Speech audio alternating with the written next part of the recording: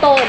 Nakakita na po kayo ng ganon? Yes, ma'am. Ayan, lalo na sa mga babaeng sensitive na kapag nagpipills ng trust pills sa dalawang hormone, nasusuka, nahihilo, doon po kayo sa single pill, single hormone, yung X-Gluton.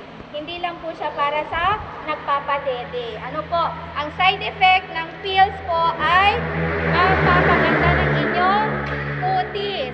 At ang kasama niyang side effect ay ang inyong mood ay masyadong nagmo-mood swing kayo. Yung ngayon, galit ka, mamaya naiinis ka, mamaya gustong-gusto mo siya. Ano? Oo, may ganun. May ganun kasi. O, kaya intindihin nyo, sir, ha? Kayong mga lalaki. Oo, lalo na pag nakapills ang mga misis. Ganyan. Pero, sinasuggest ko po kasi ang isa na hindi nakita ng ating mga health practitioners sa pills, lahat ng iniinom natin, vitamin O pills, ay dumadaan sa liver at kidney natin.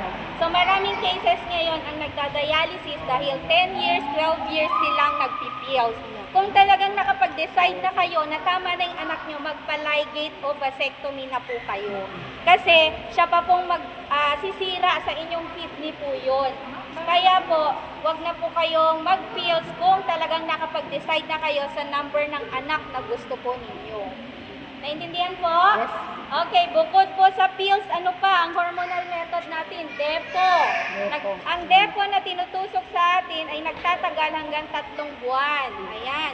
So, ganun din po ang ginagawa niya, hormone din po yun. Ano pa? Bukod sa depo, meron din tayong tinatawag na implant na mas nagtatagal hanggang 5 taon. Pinapasok po yun sa ating vein dito.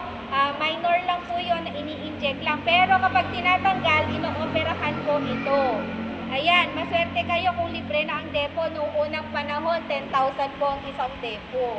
Oo, kaya kung may depong libre ngayon, i-grab nyo po yun kasi sobrang mahal po ng dito, implant na tinatawag. Number 3 na method po natin.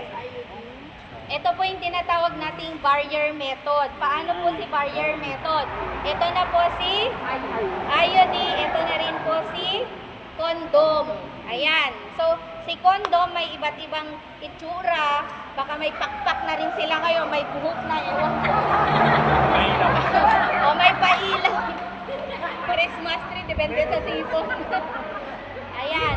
Meron po tayong, may mga libreng condom na rin po sa na hindi non-moving siya, hindi masyadong nagagamit. Kasi, una-una, nahihiya ang mga lalaki. Pangalawa,